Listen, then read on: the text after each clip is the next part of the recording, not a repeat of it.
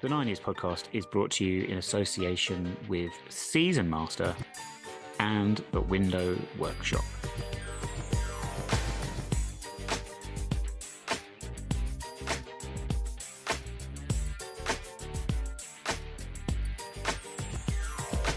All right, everybody, and welcome to the latest edition of the 9 Years podcast. I am Nick Draper, joined as always by the face of the BBC Sport website, Mr. Stuart Deakins. Thank you very much for downloading the show this week. Thank you to everyone that has been in contact with us about the podcast through our various means, either on social media or by email or on the website 9yrspodcast.org, where you can add your comments underneath each posting of each show every week. And thank you to everyone that has done that. You can converse with Stu and me there. This week, we've got a win to talk about after all the melodrama of the previous week and our defeat to Cheltenham and our bad form. I think we were fourth bottom of the form table or whatever. But a win makes everything different, and we're up into the automatic promotion places again. So we're going to talk about that win at Brunton Park on the weekend. We're going to look ahead to the visit of Barrow this coming Saturday. We have all the usual, including my father's John Joe Toolmaker. Stu and I are going to discuss the football regulator proposal again, as that has been referenced in a couple of places recently. Stu, I might talk about Newcastle. For those, for those that know, if you know, you know. There was some interesting conversations had around that subject earlier this week, but we shall start on matters closer to home to begin with. Carlisle away, 2-1 win against the team bottom of the table. I think if I was to get the league table up in front of me, Carlisle, I think it's done. And before we actually talk about us and the win and getting us back, as I say, into the top three on goal difference, do you see any evidence that Carlisle can get themselves out of this rather ugly hole? No. Really weird game. Obviously we went to Morecambe midweek, didn't we? And to be fair, they battered us physically and stuff, and showed what a team fighting for their lives in a relegation battle can do.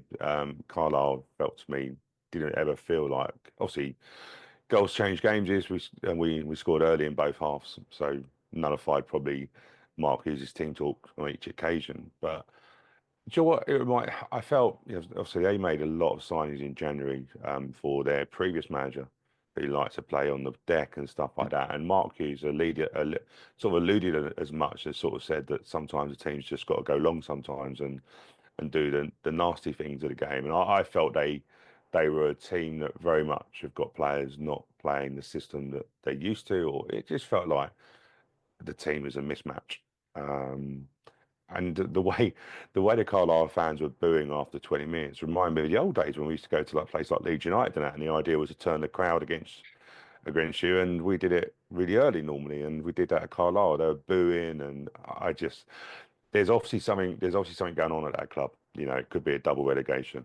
And you sort of sense like what is normally the case is that it isn't necessarily always the quality on the pitch that's the problem. It's sometimes everything that accumulates into something like that. So yeah, no, I think they're gone. What are they, 9 points adrift with a game in hand of Tranmere? I think it's unlikely. Yeah, I mean, they were promoted in the playoffs just 2 seasons ago from this division, famously with John Kimani Gordon, a star for them, especially in Yes. the playoffs.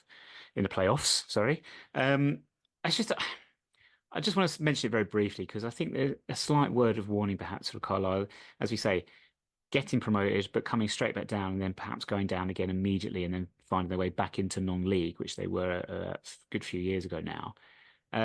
High number of loan players when they got promoted.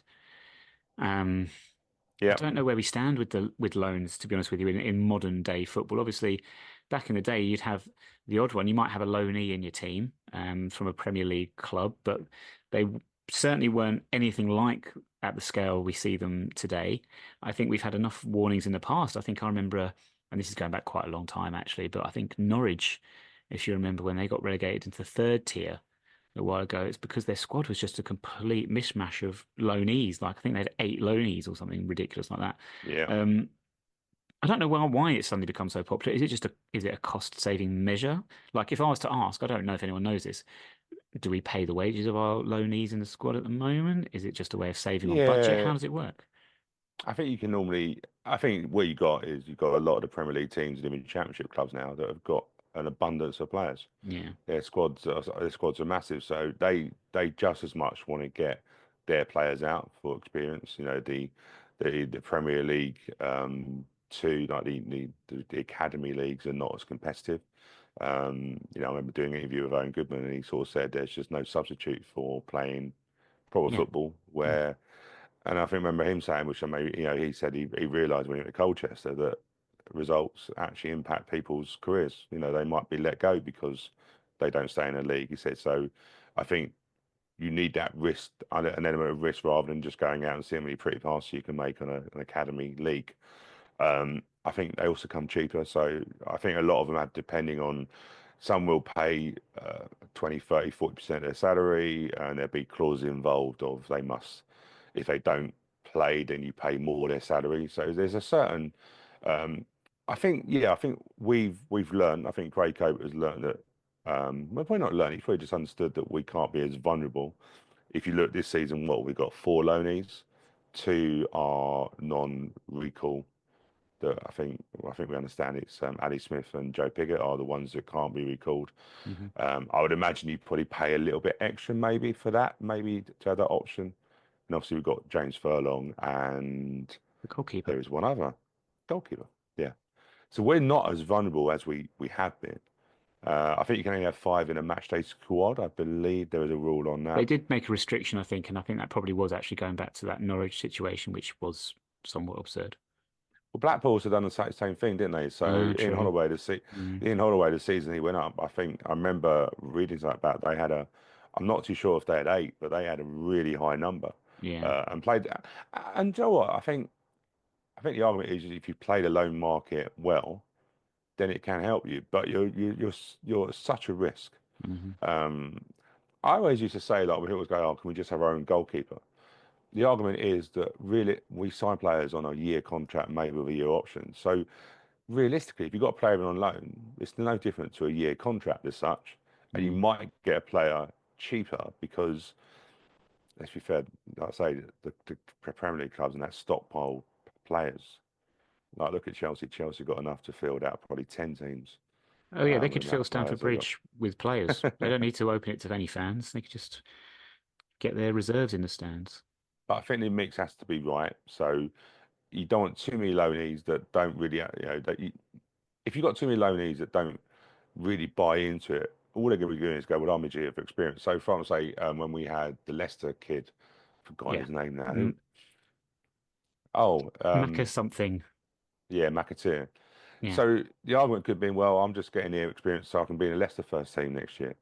Yeah. So is there that element of you could end up having a dressing room with big egos, people that are not committed. So, and I'm not suggesting, but you might play in that Carlisle going, well, I'm on loan. If we go Yeah. down, do you know what? I'm going to Yeah. be going back to my Exactly. Makes no parent odds club. to me. Yeah. Yeah, so I think you've got to be careful. I think you've got to do your homework on what type of player they are, rather than just filling a team up with loanies because they're better technically. It doesn't always necessarily they're a better fit. Yes, and there's a theme I think that might run through this edition of the podcast, Stu, because as you said there, in Premier League teams, there is the utopian ideal of playing lovely, passing, pretty football, pass, pass, pass, pass, pass, and then there's the reality of trying to play competitive football below the very, very elite. I did just have to double check that one because in my head I was going Kelsey McAteer, and I think that doesn't sound right, Kelsey McAteer. You've just I've made up a new player. well, I've only ever known Kelsey as a girl's name as well, but that's not to say anything. Casey could be a girl's name. Um, but yeah, it was Casey McAteer, of course, the Leicester lad who, yeah, I don't know if is he playing in the Premier League at the minute. I don't know. I know that It Leicester are was, rubbish, but yeah, it was at the start. It was at the okay. start. Mm. How bad is that? That all three teams that probably were dominating Championship last year are going back without even a battle. Second, well, yeah, at least last year there was a little bit of battle from the couple of the teams, but no, this year, no. So consecutive seasons of the three coming up, going straight back down. Well, who knows? Not that the Premier League Yeah. matters. So Carlisle, you mentioned they're one of our loanies, James Furlong. He actually came back into the starting lineup, I believe, out of nowhere, like an RKO. He suddenly appeared with no warning because he hadn't been involved since I think it was Morecambe away actually, and suddenly he was back in the first team. Any word on James Tilley? Because I've not really been following. I've been, you know what my life is like, Stu. Mm, Was there any actual word on I can't. Tilley? I can't recall. I'm assuming Mm. he's got. I'm assuming he's got an injury because he wasn't on the bench either. Yeah, But to be fair, if you look at our wing backs and the amount of work our wing backs have gone through this season, yeah, I'm surprised we haven't picked up more knocks. yeah. Bearing in mind that when you think about Josh Nervo last year, had a bit of a back problem where he was out a little bit Mm. last year. I remember um, chatting to him. They were trying to manage him through games. I think he had and it could be just growing pains. We've had the amount of work that Josh goes through, but he lost quite a few games this last year, hasn't this season?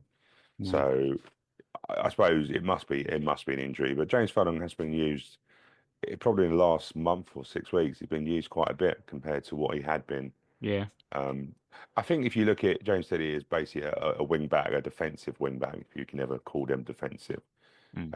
whereas James Teddy's on the front foot. But yeah, I thought he actually worked well in the Carlisle game because you actually probably needed a bit more of a team that was going to just defend when it needed to. Like we say, Carlisle didn't exactly throw the kitchen sink at us, but we had to be resolute and defend well. Just a bit quick note on James Tilley, because a couple of weeks ago I was showing some statistics. I can't remember which game it was, that talked about defensive performances from every player essentially. But obviously you focus on the your back five, as it were. 'Cause you mentioned defensive win backs, and top tackler by an absolute mile was James Tilley, which probably isn't a surprise. You probably expect it. The way we set up, you probably expect midfielders and wing backs to perhaps make more tackles than our centre halves do. To be fair, the Yeah, way we James we go Teddy's about games. James Teddy's a weird one because I remember pre-season when we sort of looked at a new formation playing in wing back. I was like, I don't believe he could play that at all. Yeah, Just didn't feel like he had the attributes. Yet now looks like a really good wing back. So it's like in a way we create a new position for him. And he's probably been one of the standouts of the season when we go back to look at players of the year, which I'm sure we will look at soon. yeah. He's surely got a big attention. He's definitely got goal of the season because I think he's scored. Well, To be yeah, fair, I think he's got two or three, isn't he, that can yes. be contenders for goal of the season. So he's had a great season. I think he's definitely a miss when he's not playing.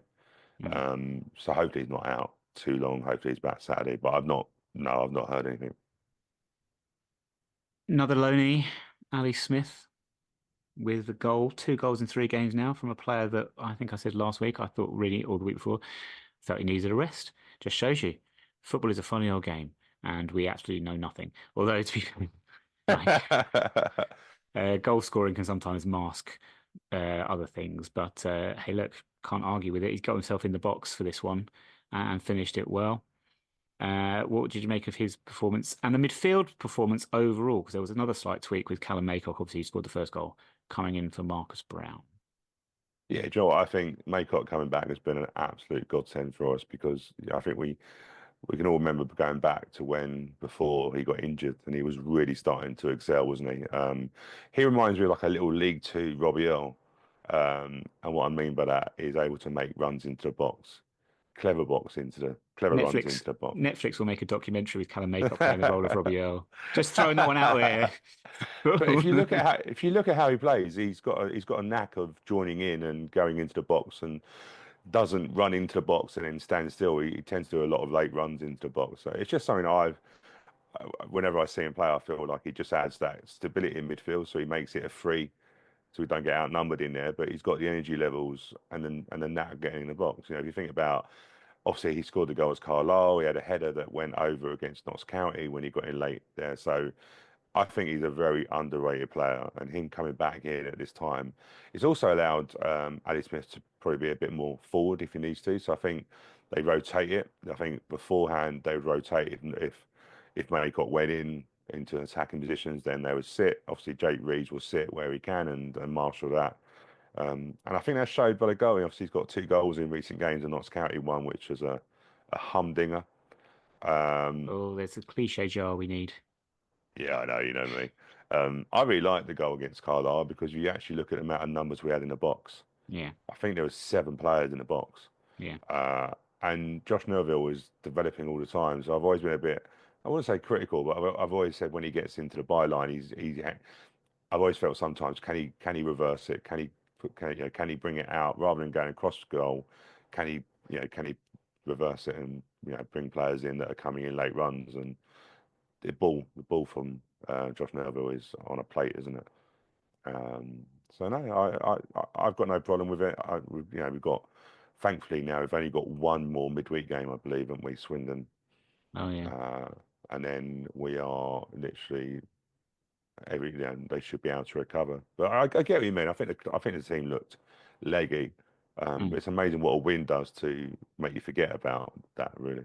Yeah, Josh Nerfil, perhaps as you say, Stu, he could flip reverse it for all you Blazing Squad fans. Ali Smith's goal, as you say, numbers in the box very important. But I think it just comes back to a point we've made on the podcast before. Teams that do well against us defend their box in numbers. Carlisle seemed to be a little bit short in that area. Didn't have enough numbers back, and as you say, we scored the goals at your perfect times, really. Early in the first Yeah. half, early in the second half, kills any momentum of the opposition, uh, deadens the crowd completely. Tough place to go. I'm not sure we've been particularly successful at Brunton Park in the past. A few draws here Now, and by there. the time you get there, you're knackered, aren't you? Do you know what I mean? Let's be fair, it's at the other end of the earth. Well, probably not. Yeah. Well, no. Well, it's not far off. It's not far off. It's weird how we've gone to Carlisle and then we invite Barrow on Saturday, which is equally at the other end of the earth. Yeah. I wonder how Um, many fans Barrow will bring. I always feel sorry for teams the size of Barrow because obviously the first time they play at Plough Lane, they bring probably a bigger number than they would normally because new ground and all that, and then it slowly just decreases. So by the time Harrogate get here, there's probably about 8 of them. But well, fair I've play been to doing them. tours this week and I've seen the segregation and I think we've given them two blocks in the corner bit. So the corner block and then one other block. And so Oh, we're gonna we're okay. gonna we're gonna have fans behind all goals and all four corners, Yeah. So we all have four we've been stands. quite smart with this one because we've learned this one this season, haven't we? And I think a few teams have already done that already. I think Morecambe midweek, Accrington midweek, potentially even Newport paid maybe midweek, where Possibly, we've yeah. we've not given them as much of the north stand. Yeah, Got my it's geography nice to right? see. Yeah. Yeah, it's not. It's just nice. I think psychologically, it's just nice to see your own fans behind the goal. Yeah. It feels like total domination, doesn't it? Do you know what I mean? Mm. Yeah, we have been smart with that. So yeah, from what I've seen, we're gonna. I think again, we had a record crowd against Notts County, I believe. Lots of And I'm John sure, Cena's. I'm sure we're gonna have a lot of. Hey, look, we should be setting out at home. We're in an automatic promotion places. At any point if you're not going to sell out. And also the weather's getting better now. Absolutely lovely, gorgeous at the moment weather-wise. Too Awful. hot for you, I know. Awful today. That sun. Terrible. We are third, as we said, so we're in the automatic promotion places again now on goal difference. But hey, Crew in the last position, the first position outside of the playoffs, are 6 points adrift. And if I've learned anything over the last few weeks, Stu, this is going to change from week to week. Somebody at some point has got to put a run together other than Colchester, who have been on the massive run that has got them into the playoff positions, but they will lose at some point, and who knows where that will leave them when it comes to that. I think we're looking the top 7 will be 7 from 9 now, I think. Salford will still perhaps think just 5 points outside the playoffs. Bromley 6 points outside the playoffs, but I don't know. I'm not sure they've got that consistency in them, and their records suggest that actually. Bromley have won 13, lost 11. Salford have won 14, lost 12. Do you know what I mean? Like it's so inconsistent. Whereas we are what we've won almost twice as many games as we've lost. So um, I don't see Yeah, it. it's when I was saying to you, wasn't it? So that sort of table I look at gives you sort of relative form and it sort of tells you how they're performing uh, points per game in the last 8 versus their whole season. And it's a really good measure. But if you look at the moment, Bradford are 12% over what they've, say, the last 8 games. They've 12% higher than their points per game all season. Colchester 43%, Bromley 42%. They're the form teams at the moment. Interestingly, Notts County at the moment are 40% down on what their points per game are. So if you look at the teams that Mm. are not performing as well, Notts County, Doncaster, and us are 20% down on what end points have been. So if you look at form wise, yeah, Notts County probably are the ones that I would say potentially would drop out. Um, there was Alex Bass is out for the rest of the season, so that's a big loss What's he for done? Do we them. know? Not sure. I saw a Twitter. I noticed he wasn't in goal when they lost home, didn't they? They lost. Yeah, they lost at home to someone else. Barrow? Um, no, might have been Barry. Yes, might have been Barry. But I think they lost at home. Can't remember. Do you know what the results? I can't remember the results from last week. But I noticed. Sorry, no. Where did they play last week? Not Chesterfield. Oh, of They course. lost at Yeah, Barrow. sorry. They lost at Barrow. They Barrow lost a against couple of Barrow weeks the week before. before. Yeah, yeah. Yeah.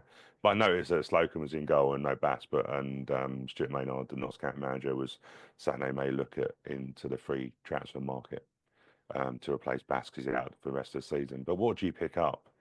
What do you pick up with 9 games to go? Um, but Also, I think if you that's a don't big pick loss for someone them. up, it is a big loss for them. You're right. But if they don't pick someone up, then what's the message to his replacement? Slocum. Yeah, the Yeah, message is I'm we not. don't trust you. I'm not too sure how old he is, but I'm sure he's mid to late. Not sorry, not mid to late 30s. I'm sure he's mid 30s. Wasn't he in a He's been sitcom in around like the for 70s? He's just one of those goalkeepers that have just done the rounds in League Two. Um, so yeah, so my gut thing is Bromley may replace Notts County. That'd probably be. I think you're not far wrong there. I still think Bromley. I just think the way Bromley pay, I just think they're going to be a bit more consistent. Okay. Um, Crew won't. Crew, I don't think will get in there. I think Crew are just way too inconsistent. If I'm being honest, Yeah. but at the moment we've got a. Hey, look, we're third at the moment. We've really got to now push on and secure third place. Bradford lost 2 games back to back. So remember, I was saying to you, there's a lot of teams that put runs together that are way out of sync of their regular form. Salford were one. Salford played really well, got into the playoffs, got smashed at Man City, and now they've just dropped out. And maybe Bradford couldn't continue that run of games. No. Just no way you can do that. Otherwise, why are you in this league? Yeah. So I think Bradford could be the one that you might be catching. Of course, Walsall are the team that just are doing everything they can to not go up automatically. And to complete this nice little cyclical structure that we've put in here, Warsaw hurt by the loss of Nathan Lowe in January. Recall of the Yeah, loan. so obviously we saw last season we were losing Al Hamidi, didn't we? Oh, we've seen I never how many years have we seen this? fair Go point, back to the obviously days of with Ollie Matt Palmer. Tubbs and Ollie Palmer Oh and yeah, crikey, Michael do you remember that? Smith. Yeah, all of them. Yeah, yeah, we've been stung many a time, haven't we? Yeah. Um, it's a weird one, isn't it? When I thought Walsall were really good against us, I thought they were workmanlike. Yeah. I didn't think they relied on one player. If I'm being honest with you, I No, I thought they didn't had at many all. good No, no, no. players. Yeah, same. But it does seem that I wouldn't say it's just one player, but from what if you notice it, they can't hold them to leads. If they Mm, go 1-0 up, they're more susceptible. So, and also they can see a lot of late goals. So it sort of suggests you they just don't have that confidence to see games out yeah. or leading games. So there's obviously something there, conference wise, has just gone. I don't know how you recover from that. If I'm being honest with you, I know obviously they had the option of postponing this week's game, but they chose not to, Yeah. which has gone. It's interesting. There's a similar conversation to what we had. So some fans on Twitter were going, "Well, we kept saying that we wanted a manager to rotate the squad. This is where we can do it." And others are going, "Well, if we lose this game, we've made a bad decision." So yeah, a weird one. I suppose I think the decision making was they didn't want to have another game Yeah. to rearrange. But let's be fair, there's only 9 games to go, isn't there? So It is, but when you look at the fixtures, they are away at Gillingham this week. So if you're Walsall, do you really want to have to try and rearrange and squeeze Gillingham away into a Tuesday night? You probably want to, as you say, just get it out of the they way. might And they might be yeah, looking at this good time to play Gillingham. I think to be fair, you can yeah, play them any time this season. It's a good time to yes, play Gillingham. yeah. What has gone on this season there? That is of all the teams in League Two, Division Four, sorry, um, they are the ones that you'll say if have Carlisle obviously have had the worst season by an absolute mile. But you'd have to say Gillingham would be second place in that because Morecambe's and the Accringtons and the Tranmeres, they sort of thought that's where they'd be at the start of the season, Yeah. whereas Gillingham were expecting to be pushing promotion. Oh yeah, sorry, there's another team in that conversation, Oh. but how can I forget? Do Um, but you hey, know what? There's a stat that's coming up. They failed to keep a clean sheet in the last 17 games. That team from Buckinghamshire. really, 17 games without a clean sheet. It's Blimey. it's so nice to hear their local customers moaning. Like But you know what? If you take it, I say with them, if you take the emotion out of it, what has gone on with their? You know, we said about Carlisle, there must be something wrong Yeah. with the football club. Yeah. Like if you look at their squad up to January on paper, and then after January, you look and go, that is a promotion team. Yeah. So what the hell is going on? All we want to say is let's hope it continues and it gets worse and worse and worse. My only slight observation on that one, just in terms of their squad, is Connor Evans really that good? And I'm going to say no. I'm going to say we lost him. He went to Stockport. He was in a promotion-winning team at Stockport who decided he wasn't good enough for League One. Now he's at a team that are horrendously underperforming, and he hasn't turned up against us at all this season. Got sent off famously in the FA Cup, which whatever happens in the remainder of the season, Stuart, I can't believe there's going to be I'm going to have a happier memory than that, to be honest with you. That was, and I still love the photo of Craig Cope celebrating in the away end. Yeah, I don't think there's a better picture that you're going to have in many seasons. It's just the pure delight of obviously a director of football enjoying a moment of somebody who gave them probably a very difficult period. Do you know what? I sort of sit there and think, some players fit formations, some players fit clubs. I Yeah, think he looks like a player that's very depressed that he made such a bad decision and ended up in a soulless place in Buckinghamshire. yeah. But do you know what? That's just, you make choices in life, and that's what you made.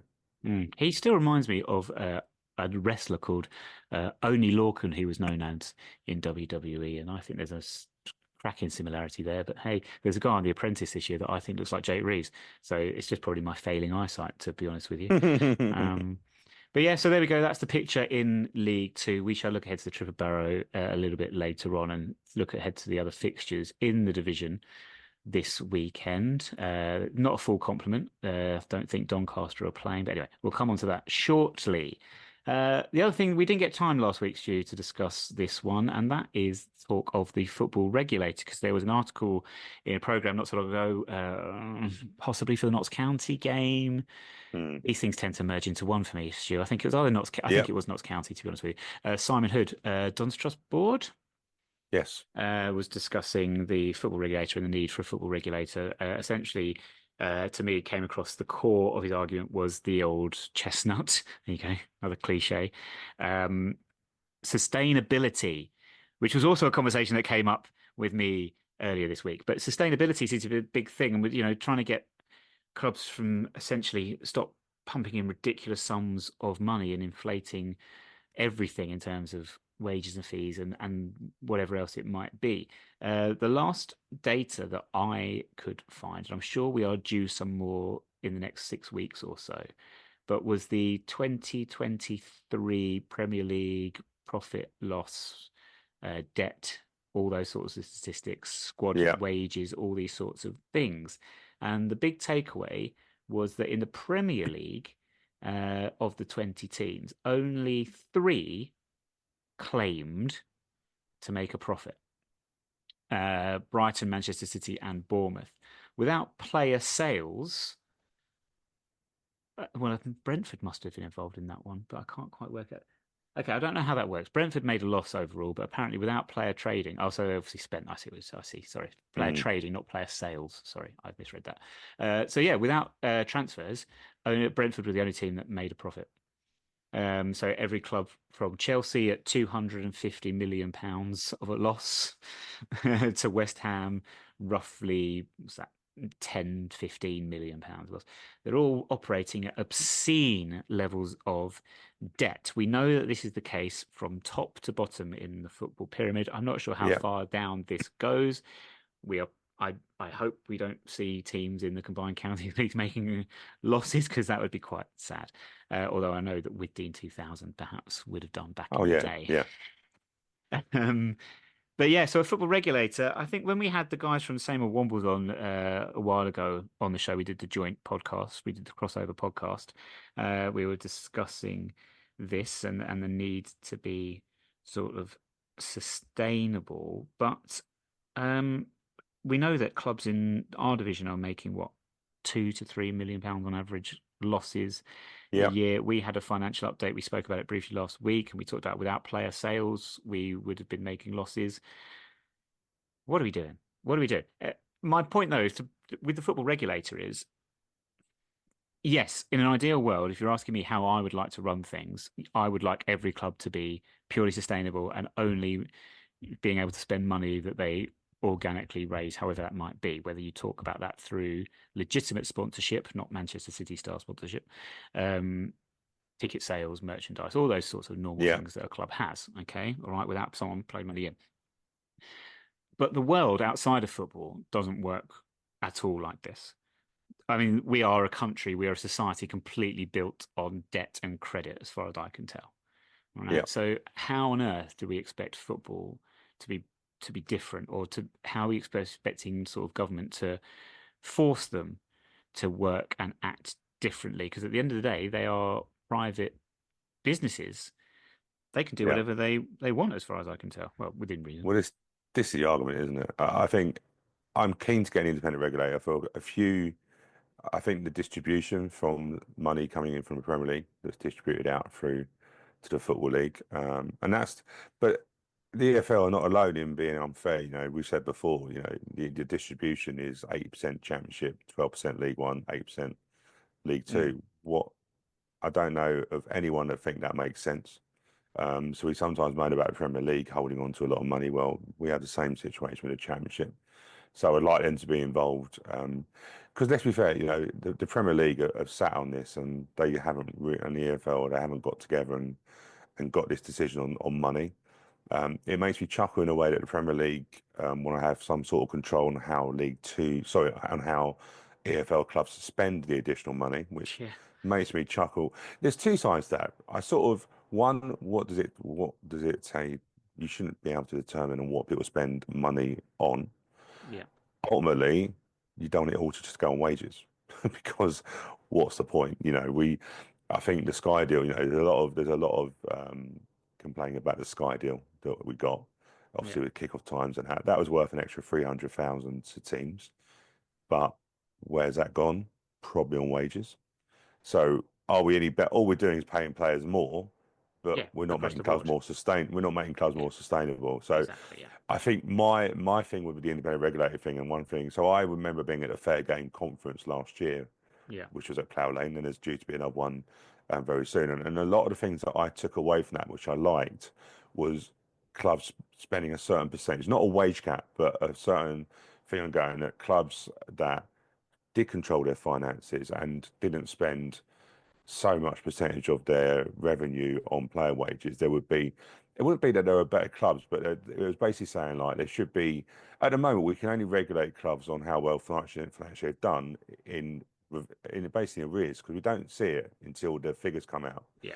So we go, oh, crikey, last year that such and such club lost such, but I would like to be where there's a live financial picture.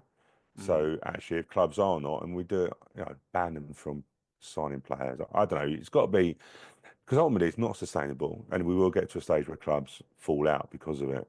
I think there's also other issues where in the conference, clubs like Mm. Notts County and Wrexham were able to spend more money because the rules are different Yeah. in non-league financially. So you've got to sort out. So I'm in favour of it, but it doesn't solve everything overnight. It doesn't make us more sustainable. But I think, do you know what? The biggest problem we have is fans. Fans are the ones that drive this behaviour. Yeah. We're all guilty of it. How many times have you know, and it happens at Premier League, but it happens at Championship. How many times have you seen on socials, why are we not spending this money? Why are we not spending Yep. that money? But if we come out and said, so we're a fan-owned club, if we come out and say we just can't do it, we're skint today. Yeah. Fans will go, well, why? Why are you skint? Yeah. Fans drive that behaviour. Hmm. So I always think football fans are just as guilty Oh, 100%. as Oh, anyone else. yeah, but I've said this recently a number of times. I've said a number of occasions. We talk about rising ticket prices and everything else that goes with it, and kickoff times changing, and all other things. You know, clubs owned by authoritarian, homophobic, misogynistic nation states. Um, but fans allow. There was a banner like the Football Supporters Federation or whatever the FSA is, I think it is now known. Um, there was banners going up recently that said "Stop exploiting loyalty." Well, my argument would be we stop letting ourselves be exploited. It's not. I don't get it. It's like this. Just to tie it in. or maybe I'll come on to that point a little bit later, but just tying, I feel like it is tying into that Newcastle thing, where it's kind of like, we do have the power to just walk away. We can't just stop going.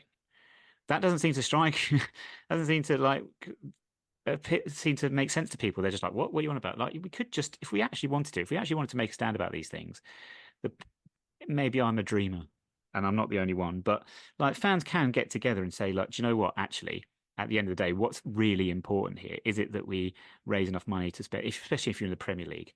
And again, to pick up on my favourite bogeyman club at the moment, Newcastle, like, do we really need to spend mainly £189,000 a week on a player's salary? Probably not, actually. No. No, Okay, I think no, we and could. that's probably that's about bonuses as well, probably. Yeah, exactly. So yeah, exactly. So um, yeah, I agree with you, Stu. Sort of, it's hard because it involves a level of introspection. Um, People don't tend to like to do that, but you're right. We are completely all culpable. We are all part of the whole circus, as it were. Well, there's an argument at the moment is that with Manchester United, obviously, there's a lot of stuff about with their support groups, Yeah.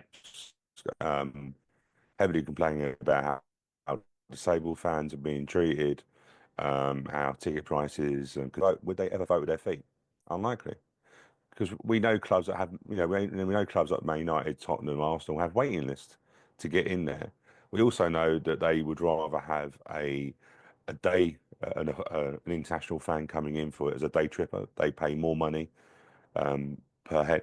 You know, it was interesting. I was listening to an argument on the excellent podcast, Price of Football, and they were saying that they actually the reason for the concessions, the reason a lot of clubs are not wanting to give OAPs half price tickets nowadays is because they don't spend as much. They're not likely to buy Yep. a replica shirt. They're not likely, they're going to come in, spend half price, but also probably bring in, and I know we're doing stereotypical, but probably bring in their flask with a cup of tea. You know, all the old things that you and I have probably seen through the years of the older fans, we can, oh, bless. Yeah. I feel like I'm one of them now. Yeah. So it's all gone full circle. But this is the thing they don't really want. Every club is looking at how they can maximise each fan per head. Will they come in? Will they spend hospitality? Will they spend ticket? Will they spend in the bars? Will they buy merchandise?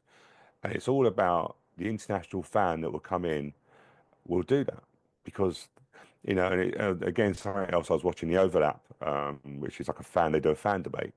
Really interesting when Liverpool and Everton fans talking about how the normal fan is being priced out. And actually, the product that the Premier League sells itself on, which is atmosphere, is being diluted because Yeah. actually you're taking the actual fans that create that atmosphere Yeah. for day trippers. So we're going to eat ourselves up. It'll go back to the days of the Italia League, Italia A, when they all gave clubs their own individual TV deals Yeah. and realised that no one went into the stadium. So Yeah. actually, the deal they were selling was actually worthless because the product was the football and the stadium. If you fill them with people who don't know the atmosphere, then that's what you get. But the money, it's all greed. It's all greed, and it will eat ourselves up eventually, and that's what it's starting to do. The older fan, I'd love to do a survey on this. I'd be interested to get feedback from any of our program stars or whatever. But yeah, our older fans, perhaps the only thing they might spend money on inside the stadium is program. But increasingly, and I believe Carlisle might have been one of these, that increasingly they are dying away. The irony of this is our program currently, if you're a little bit older, is quite difficult to read because of the size of it. Well, And they Well, I've said to you, no, I take a picture of it and I increase it. zoom it. There we go. See, there you go. And I, you're not I'm, you're yeah, not that old. no, but my eyesight's got worse in recent years. Do you know what I mean? But I find the program very difficult to read. So I have done Yes. that. The Yeah. amount of time, this shows you technology, right? The amount of times I've actually gone onto my program, tried to do the old pinch thing to zoom in on the, I seriously, I've done that. Then forgetting, like, because I zoom in a lot on, especially the iPhone Yeah. and stuff like that. But you're right, I do find it very difficult to read. So Mm. I'll be truthful, the program, I don't read it. I feel like I feel like with social media and instant news, and we've said this before, do you know what I mean? If you think about social media, normally after a day, it's old news. Yeah. So I find by the time you get to a program, I know most of the stuff anyway. The only thing I probably will read is the player interviews and stuff like that. Yeah. But then a lot of times they're duplicated online now, aren't they? So Hmm. I'm not. I wouldn't be disappointed if I saw the programs go. I'll be truthful, but I do understand that is part of a football culture that some people don't want to let it go, and I get that. We do shoot the breeze on this podcast, and we go from one place and end up in a completely different one. And there's a couple of other things I think that will come from this conversation that we weren't expecting it to go. Number one is social media. Stu's reference there. Yep, I am still very much of the opinion I wish we could get rid of it. I hate it. It's been a cancer on society. The other one is atmosphere at Premier League games. You referenced there. You said is being diluted by whatever. But what's interesting is this comes at a time when clubs got the green light to put in safe standing. Um, Now, safe standing, and I don't know, people obviously in the south stand at Plough Lane, I've seem to very much enjoy the safe standing and the ability to stand behind the goal and whatever and things like that. I have only experienced it once, I think, for a match, and that was at Stamford Bridge in the League Cup last season. Yeah, And I really didn't like it. I felt really constricted behind one of these big iron metal bars in front of me. yeah, It didn't feel natural or comfortable to me, but I know it's sort of it's in vogue, as it were, at the moment, and everyone wants to clamour for it, and you see it going up in more and more stadiums across the country. But for me, just get me on a terrace at Accrington Stanley or anywhere like that. The proper old school ones. I- Hey, look, it's controversial, but do you know what? I think I don't think there's a need to have got rid of them, to be honest with you. But hey, No, do that's you know another what? I bit for think another day. it's obviously it's a compromise, isn't it? So the idea, the idea of the metal railing is to stop the surges that many of us had in yesteryear. So I understand the compromise. Yeah, do you know what? I haven't been in there for a game. Um, I have been in there. So we obviously when we do a tour, I might sometimes go up them and do. I think for a women's game as well. I took my son up there to the corner bit Yeah, where and but you're right, it is very restrictive. It is very restrictive. So a couple of observations I have is you can't really control how many people go into a row.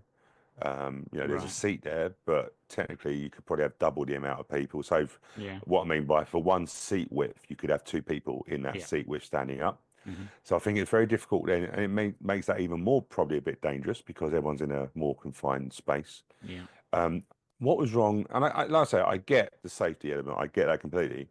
But what was wrong with the old terracing? Like, you think about Kings Meadow, everyone Yeah, naturally yeah, it's found fine.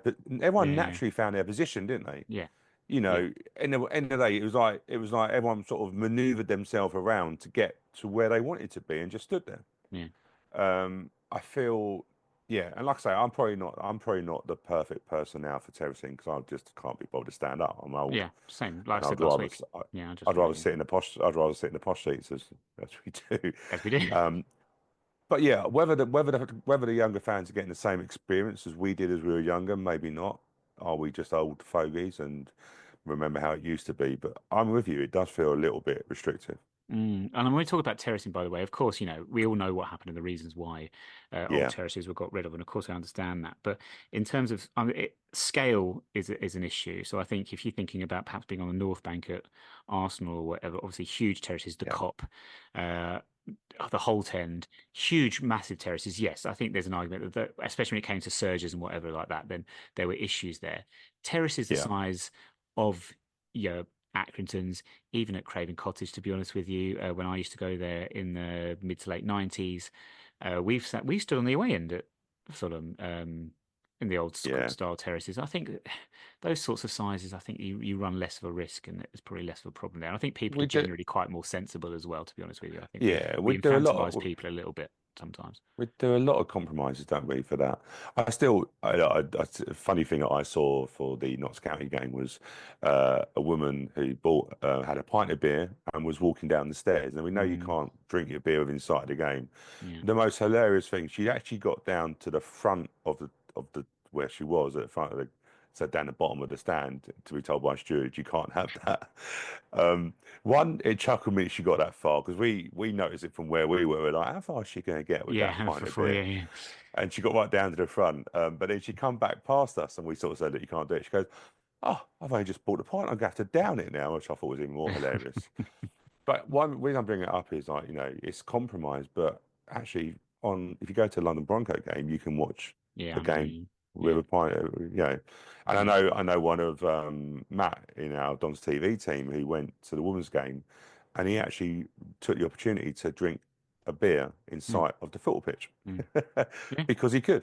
yeah. So do you know what, I think sometimes we are a little bit. The old days were a bit better. Do you know what I mean? And we will say that, won't we? Of course we would. Of course But we do. yeah, I think we should go. I don't see why you can't drink in sight of it. But we do seem to make football still seems to be a bit backwards sometimes. Oh, on many, on many levels, Stu. An old school terrace story that similar to that one. I just conjures up memories, Stu, of Gravesend and Northfleet. They might have just changed to Ebbsfleet at the time, but obviously going away there behind the goal, and just the story of one game we played there where, bless him, one guy had been sent on the tea and food run, and he was trying with like I don't know, let's say six maybe cups of tea or coffee or whatever it was, with burgers sort of perched on top, and it was freezing cold, and you could see him walking along from a distance, and he looked in trouble. He didn't make it. The You tea know did what's not going to make happen. it. You You knew know what what's was going going to to happen. happen. Yeah. Well, let's be fair. Like we used to laugh, didn't we, at Kings Meadow, where if you walked along the bottom of the terrace, then it was at head height because the Yes. pitch was lower. The pitch, Yes. and I remember seeing a ball skid off and slapping someone in the top of the head. Yeah. Of course, I laughed because it was always going to happen. You never walk behind the goal and don't look at the pitch. No. Golden rule. Yeah. Yeah. We, But you we know had what, to learn Terry, that one. the surging, the one thing that I still remember was a cold night at the old ground at Bolton. Oh yeah. League Cup when we won 2-0. Yeah. We were put in a massive terrace. This is the thing, we were put in a massive terrace. We all huddled together because it was cold. Yeah. And then we scored the goal. And I saw some footage the other day where we just all in a bunch of like 100 people in a terrace that could probably hold 2,000. The bunch just surges together and ends up Yeah. down the bottom of the terrace. Yeah. Hey, look, some of the best memories I got. I do remember that game because that was when my mate Nick was so cold that he bought a tea just to hold on to. It was a very cold night in Bolton. Yeah. But you know, some of the memory, and like I say, we know obviously the tragedy of Hillsborough and the surging and stuff like that. You know, we never want to go back to that. But some of the terracing was great, wasn't it? Yeah. But hey, that's our walk down memory lane. We're already running late. Sounding great.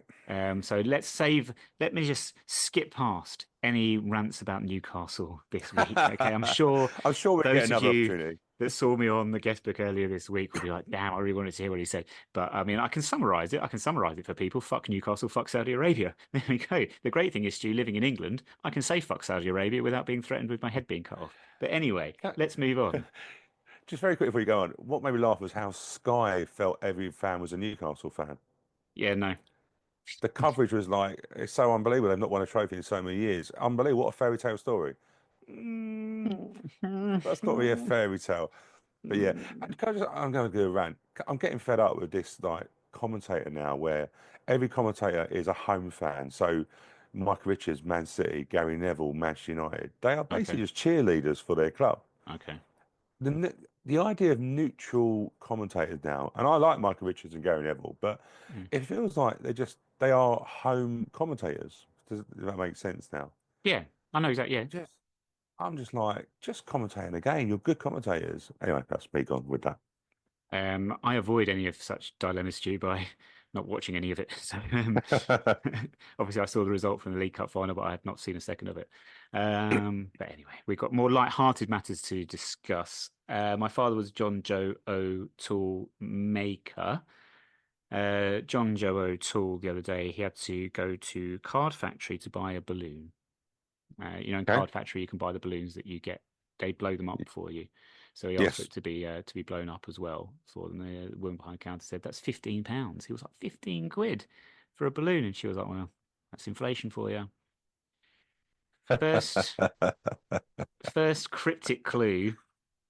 Good luck with this one, Stu, because the second clue is just as Well, I cryptic. never get anywhere near it. Just to be fair, No, go to be fair, you have done, but the cryptic one is a bit, yeah, okay. Charles is private, but is more Striker Tom's army. I'm not even going to spend too much time thinking about it because I probably get near it. But I heard Charles and thought Darius Charles, but it wouldn't be that obvious. I shall repeat the clue just for listeners if they didn't quite catch the first time round. So Charles is private, but is more striker Tom's army. Of course, we're a podcast, not live radio, so if anyone didn't catch it, they could just rewind it and listen to it again. But anyway, to save them the hassle. Maybe I don't realise there's a button that does that. We never know. Maybe not, who knows? Second clue, he was born in 1983 in the city Right. that hosted WrestleMania 18. So one for the wrestling fans this week, but born in 1983 might give you a minor steer towards maybe what sort of time period he played. Well, if it was, so sorry, he was born in the, sorry, 1983, but born in the same city that, so he's Hosted Wrestle American. that hosted WrestleMania 18. I'm not going to confirm or deny whether his nationality is American. I'm just going to work on the assumption that was any American player I remember was Ian Foyer as an Um, American goalkeeper. yeah, it's a good guess. It's a good guess, but it wasn't Ian Foyer. No, the Corridor, as he was nicknamed. Number three, he was a forward signed from Hampton and Richmond, and he scored in his home debut in 2008 against Thurrock. Who did we sign him to Richmond for? Wow. No, I can't. I'm going to say Richard Butler, but I know it's wrong. But I can't think of any other striker we did. Hampton Richmond, did we ever go to that level and try and sign a player from them? Well, we were at the same level as them for a few seasons there. Yeah, we didn't like them. We didn't like them. We liked their beaver. Um, let's put you out your misery. WrestleMania 18 was hosted in Toronto, Canada. Okay. Okay, Aaron Goodman. No, No, not he if didn't he's score against Thurrock in. no. I'd be surprised if he scored against Thurrock in Oh, 2008. That would have been this is a Doctor Who, nightmare. Back to the Future, Quantum Leap style. I just heard Toronto thinking, well, yeah, we got a Canadian goalkeeper. Yeah, ignore that. Okay. The answer is actually Elliot Godfrey. If you remember Elliot Godfrey. I do. Did we Yes, sign him from Hampton and Richmond? we did indeed. Yeah, he Oh, played that something should have like been a red. That should have been a red flag if ever we saw it. yeah. Well, he did all right for us to be fair. Got promoted with us, didn't he? So yeah, but yeah, yeah. So there you go. That was the answer. Charles is private. Private Charles Godfrey was a character in Dad's Army. Is more striker Tom's Army for the Dad's Army link, but also striker called Tom. Can you think of a striker called Tom that we had? Elliot, There we go. Yeah, so that's that. Another cool. week of My Father Was John Joe Toolmaker. Barrow on the weekend, very quickly now, Stu. So they're 17th. I'm going to sum this up very quite quickly. They are 17th. They are very inconsistent, but they're unbeaten in three. It is third in the home league table versus third bottom in the away league table. They've got a new manager. Andy Wing is in charge. He's been flying. And Aaron Presley is on their books and playing for them. We all remember Aaron Presley from scoring in our first, what I still consider our first game at Plough. I know people can say Doncaster, behind closed doors was our first game at Plough Lane. No, a stadium is not a stadium unless there are people in it. So I consider that 3-3 draw with Bolton our proper first game at Plough Lane, and he Yeah, scored in I that. agree. So yeah, we're going to smash them 5-0. Yeah, do you know what? It's funny on this website I use. I just saw something stat coming up that Barrow haven't kept a clean sheet in so many games, and I can't. It's typical. It's like on our ticker, so it's not going to come back. But yeah, do you know what? Hey, look, 9 games to go. Our home games are really important. What we got? I think four of them are at home, 5 are away. So our home games are massive now. We've just got to do the business. Doesn't really matter how we do it. Just got to do it. So I expect us to win. But is what you were saying before about match days, I mentioned it before, in terms of after each match day, we're probably going to see a very different league table because that's just the way this league is. And, that we saw that, didn't we, where we were only team to win in the top seven. So hopefully we would do okay. But hey, look, do you know what? We're going to look after ourselves now. So I think we win. Yeah, so I've just seen the stats. 70% of Barrow's points, that's it. Barrow have failed to keep a clean sheet in each of their last 16 away matches. Oof. Okay. I saw the stat come up and I was like, whoa, that is a heavy one. Yeah, hopefully that isn't a jinx on us for the weekend. You No, Omar Bugle, of course. Yeah, he's out in S- Qatar sunning himself, bless him. Stu, don't get me started on Qatar. Okay, I've already had my say about Saudi Arabia. It's where Lebanon seem to keep. I think obviously with Lebanon with the troubles they've got in their home country, Yeah. it's where they sort of base themselves. I know he's been out there quite a few times. Okay, I'm not saying anymore. Elsewhere in Division 4, Notts County host Crewe Alexandra in the playoff battles. Game of the day is most certainly Bradford versus Colchester. You'd expect of other sort of playoff rivals. Bromley travel to Carlisle, Port Vale host Morecambe, Grimsby host Newport, and Walsall, as we said, are away at Gillingham. So yeah, so there's that. Who knows what's going to Eh, happen? Who knows? Yeah, it's like I was saying to you before we started recording. I was at the D-Lag 5 year. Obviously, Aaron Paul was down there for BBC Radio London, and Jono was very much, and Ryan Johnson was there as a player representative, and he basically said, if we take care of the business, then we go up. And it's the whole thing, if we win, then we stay where we are. We're in that final third place, and it's in our hands. So we've just got to do the business, and I know it's easy said than done, but practically that's the job that is on hand now, isn't We've got the whole world in our hands. it? Well, that's it. Updates from the game will be on social media on Nazi Twitter at 9YRS Podcast. As we mentioned before, join the conversation with us on there and the conversation at our website, 9yrspodcast.org. But for this week, Stu, that is us done. Thank you very much for Thank, joining me. thank you. Thank you, everybody, for listening. Alexa Bliss, bag first milk last 2 + 2 = 4. We shall speak to you again next week.